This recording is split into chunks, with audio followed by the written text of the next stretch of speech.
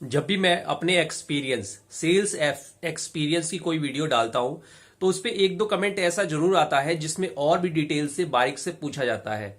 जैसे कि मैंने कल वीडियो डाली, परसों वीडियो डाली अपने एक्सपीरियंस पे, तो उस पे कई सारे सवाल थे कि जो 2 महीने का गैप था मेरा जॉब के दौरान, उसको मैं एचआर को कैसे बताता हूं, अपने रिज्यूमे में कैसे शो करता हूं। तो मैं आपको ये बताना चाह रहा हूं कि कुछ चीजें ऐसी होती हैं जिनको हमें छुपाना होता है। बहुत सारी चीजें लाइफ में आपको बतानी होती हैं, बहुत सारी चीजें छुपानी होती है, और ये कब बतानी है और कब छुपानी है ये भी एक कला है, एक स्किल्स है। ऐसा नहीं है कि सेल्स में या किसी भी जॉब में आप हर चीज सत्य बोलें। हर चीज सत्य बोलेंगे तो आप वो जॉब नहीं कर पाएंगे, आप उस कंपनी को प्रॉफिट में नहीं ला पाएंगे। तो डिप्लोमेटिक होना बहुत ही ज्यादा जरूरी है। अब इंटरव्यू में मैं कैसे बताता हूं इस चीज को, ये डिपेंड करता है कि कंपनी कैसी है और वहां पर जो एचआर इंटरव्यू ले रहा है वो कैसा है, जिसने मुझे टेलीफोनिक इंटरव्यू करा है वो किस नेचर का है, ये मुझे अंदाजा लगाना आना चाहिए। कुछ जगह पे मैंने सही बोला, कुछ जगह पे मैंने इस चीज को दबा दिया, अकॉर्डिंग टू पर्सन और कंपनी। तो मैं ऐसा नहीं कह रहा हूं कि पूरी तरह से इसको छुपाना है या पूरी तरह से दबाना है। डिपेंड करता है कि आप किस कंपनी में इंटरव्यू देने जा रहे हैं। कई सारी कंपनी का जो हिस्ट्री होती है, बहुत सारे एम्प्लॉय से आप बात कर चुके होते हैं या सोशल मीडिया पर उसकी बारे में बहुत सारी चीजें होती है, कंपनी के मालिक की एक इमेज होती है, उससे पता चलता है कि वो कंपनी किस तरह की है, तो वहां पर क्या बोलना है और क्या नहीं बोलना। ये तो बात हुई उस कमेंट का। अब मैंने कमेंट पे इसलिए जवाब नहीं दिया कि जवाब एक दो लाइन में होगा तो समझ में नहीं आएगा। कभी भी किसी का भी जो एक्सपीरियंस होता है उसको पूरा आप कॉपी करने की कोशिश ना करें।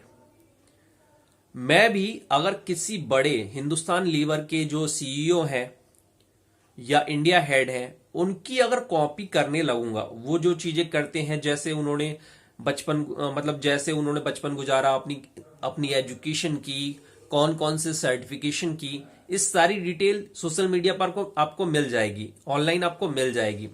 कंपनी की साइट पर भी डिटेल्स होती है कि उन्होंने क्या एजुकेशन करी है, पहले किस कंपनी में थे, उनकी हॉबी क्या है, बहुत सारी वीडियो भी आपको मिल जाएंगी। अगर मैं उन चीजों को डिट्टो कॉपी करूंगा और सोचूंगा कि ऐसा करने से मुझे सफलता मिलेगी, तो ऐसा बिल्कुल भी नहीं है।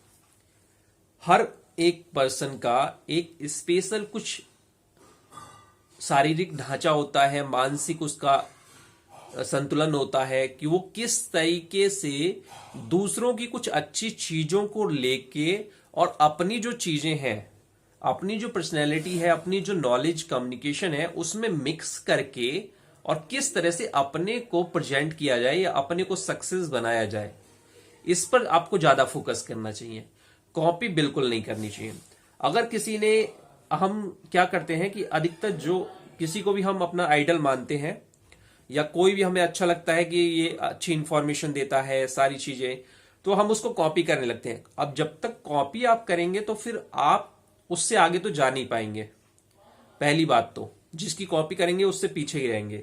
दूसरी चीज ये है कि आपको जो मिलना चाहिए लाइफ में वो भी नहीं मिलेगा, वो भी देर हो जाएगा, क्योंकि आप अपनी जो स्किल्स है, अपने जो कम्युनिकेशन है या अपनी पर्सनैलिटी है, उसके अनुरूप काम नहीं करेंगे। इसीलिए बहुत सारे लोग फेल हो जाते हैं। बहुत अच्छी अच्छी हस्ती को फॉलो करते हैं, मोटिवेट होते हैं, लेकिन वो फेल हो जाते हैं। बहुत समय तक सफलता हाथ नहीं लगती। मैं आपको हकीकत बताऊं कि मैं स्टूडेंट लाइफ से मेरी ये सोच थी कि मैं किसी को भी बहुत सारे लोग अच्छे लगते थे, बहुत सारे। जैसे उस समय मैं जब बीसीए कर रहा था, बैचलर ऑफ कंप्यूटर एप्लीकेशन, तो मुझे बिल गेट्स बहुत सही आदमी लगता था। मैं बिल गेट्स बनना चाहता था, तभी मैंने बीसीए किया।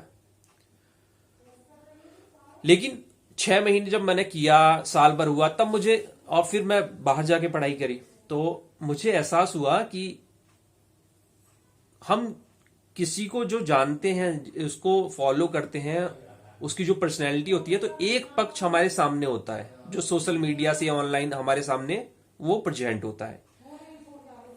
एक्चुअल में वो आदमी कैसा है, वो क्या करता है, किस तरीके से तरक्की करी, क्या क्या चीजें करता है, ये किसी को नहीं पता। जो उसके साथ होगा उसको पता होगा। तो मैंने उस दिन से डिसाइड किया, भाई जो आदमी अच्छा लगता है, सही लगता है, उसकी सही जो चीजें हैं उसको लेना है, अपने अंदर डालना है, और उस आदमी से मुझे कोई मतलब नहीं। तो जो भी कोई भी एक्सपीरियंस वाली जो वीडियो होती है उसमें आपको ये ढूंढना चाहिए कि आपके पर्सनैलिटी के अनुसार, आपके जो कम्युनिकेशन के अनुसार क्या चीजें वो फिट बैठेंगी या नहीं बैठेंगी, उसी चीज को लेना है।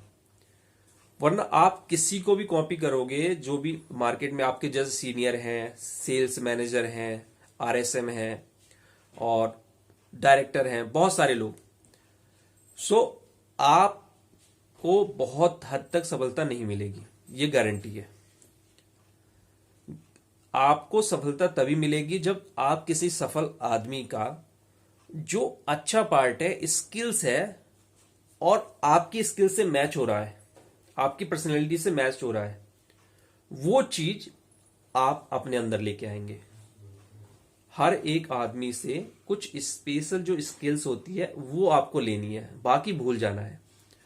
तो कोई भी वीडियो होती है तो उसके कई सारे अर्थ होते हैं, कई सारे मतलब होते हैं। बहुत बार मैं आपको अपने फ्रेंड्स की स्टोरी सुना रहा होता हूं, जो मेरे साथ में मैनेजर हैं उनकी स्टोरी अपनी बना के सुना रहा होता हूं, ताकि आपको कुछ उस सिचुएशन में अगर आप हैं तो आपको कुछ सीखने को मिल जाए। हमेशा ये बात ध्यान रखिए, वरना मैंने देखा है, मैं स्टूडेंट लाइफ में भी अभी भी हर किसी का कोई ना कोई आइडल है, वो उसकी तरह बनना चाहता है, उसके मतलब उससे बहुत प्रभावित है, लेकिन फिर भी सफलता नहीं मिल रही। क्योंकि एक्चुअल में जिससे आप प्रभावित हैं, आपने उसे देखा तो मतलब पास से तो देखा नहीं है, आप उसके दिनचर्या के बारे में तो जानते नहीं है। तो जो मीठा मीठा पार्ट है वो आपने देखा है, उसका जो कड़वा पार्ट है, वो नेगेटिव पार्ट है, वो आपने नहीं देखा कि वो उसने किस तरह से कंपनी चला रहा है, मार्केट में क्या करता है, किस तरह से सेल्स निकाल रहा है। ये आपको सोचना है, तब जाके आपकी पर्सनैलिटी उसकी तरह बनेगी।